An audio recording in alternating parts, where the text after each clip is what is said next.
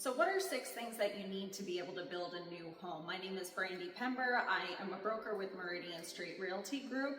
And today I'm going to have Jeff go over those 6 things of what actually it takes to get into a new home.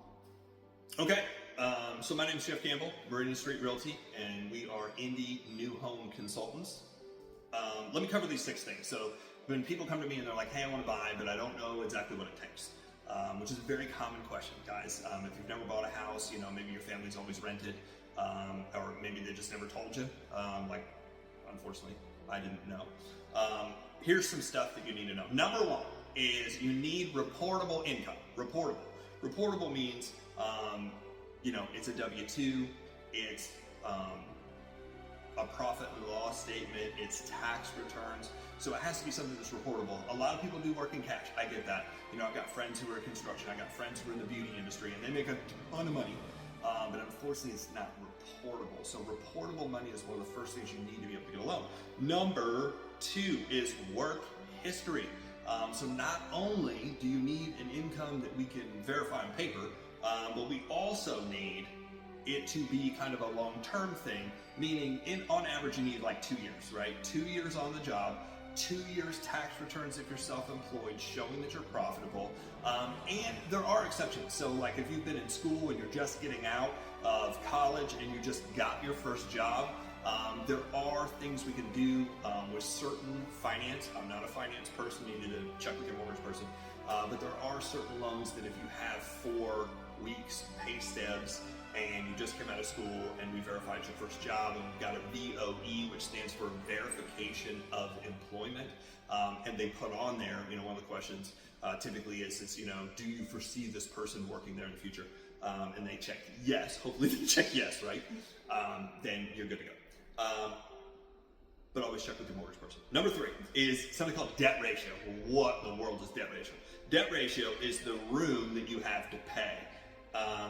There's a max percentage of your gross income that you have to hit depending on the finance. So there's like FHA, Federal Housing Authority, that's one big segment of financing. There's conventional, and then there's private money, non-conventional. There's a bunch of other things out there, but the main 2 are FHA, the main 3, FHA, conventional, and VA if you happen to be a veteran.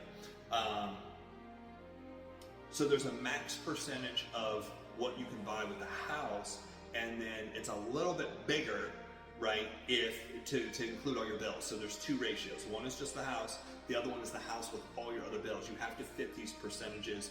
Again, always check with your mortgage person. You don't want to buy too much house that, you're what they call house poor, right? You've got a nice house, but you have no money. Number 3 is down payment. That depends on the builder and types of financing you use. So like FHA, standard FHA is 3.5%. Conventional is typically 5%, so long as you have the right credit score and the right income and things like that. VA, there is no down payment. There's a fee that goes to VA. I believe it was $800 or $1,000. But other than that one doesn't really have a down payment to it. And then number 5 is reserves. Now, not everybody needs to show reserves. Reserves are basically based on risk factor. Reserves are how much money do you have in the bank just in case. So what they're saying is if you have a really low credit score and you're high risk to the bank wants to know you have money put away, whether it's in a 401k or an IRA or you have a savings account. They just want to make sure that you can get to money to make your house payment. That makes sense, right? So reserves are really based on what your credit score is and the type of loan you're getting. This is one of the reasons, again, you want to use a realtor or talk with a real estate agent that knows about this before you just jump into building a new house. Number 6 is credit scores, and obviously credit is a factor here.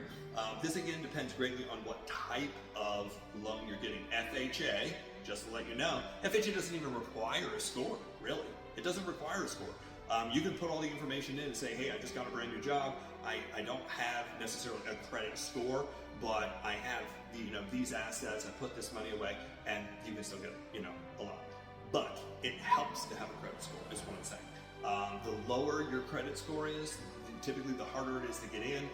The more reserves you need, the higher the interest rate and things like that.